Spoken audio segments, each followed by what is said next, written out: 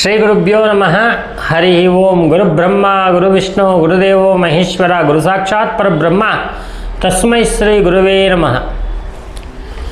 ಆತ್ಮೀಯ ವೀಕ್ಷಕರೇ, ಸಂಖ್ಯಾಶಾಸ್ತ್ರ ಅಂತಕ್ಕಂಥ ಒಂದು ಶಾಸ್ತ್ರ ಇದೆ.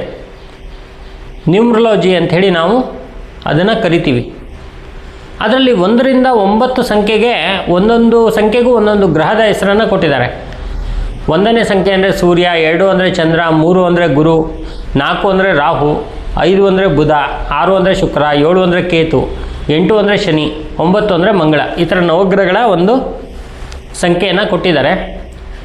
ಈ ಒಂದು 9 ಸಂಖ್ಯೆಗಳು ಇರ್ತಕ್ಕಂಥ ಆ ಒಂದು ಸಂಖ್ಯೆಗಳ ಅಧಿಪತಿಗಳು ಯಾರು ಇರ್ತಾರೋ ಅವರಿಗೆಲ್ಲ ಒಂದೊಂದು ಬಣ್ಣ ಇದೆ. ಕೆಂಪು ಅಂದರೆ ಸೂರ್ಯ, ರೆಡ್.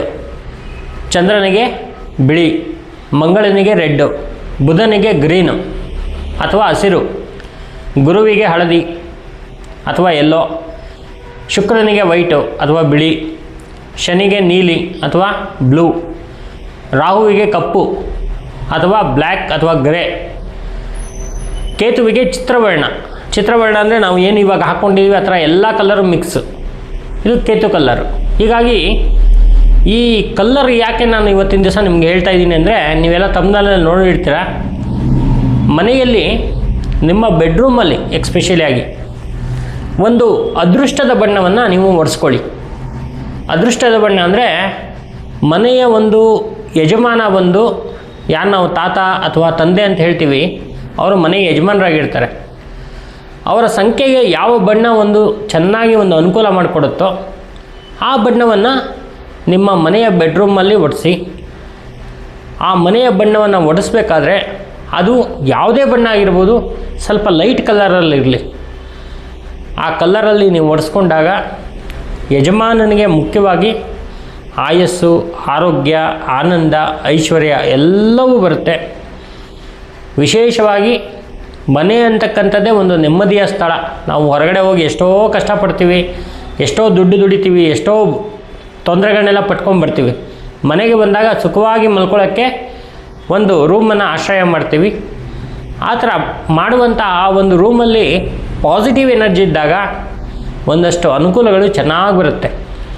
ಹಾಗಾಗಿ ಮನೆಯಲ್ಲಿ ನಿಮಗೆ ಒಪ್ಪುವಂತಹ ಒಂದು ಬಣ್ಣವನ್ನು ಒಡಿಸ್ಕೊಳ್ಳಿ. ಈಗ ಉದಾಹರಣೆ ನಿಮ್ಗೆ ಕೊಡಬೇಕಂದ್ರೆ, ಈಗ ಉದಾಹರಣೆಗೆ 5ನೇ ಸಂಖ್ಯೆಯವರು ಅಂದ್ಕೊಳ್ಳೋಣ.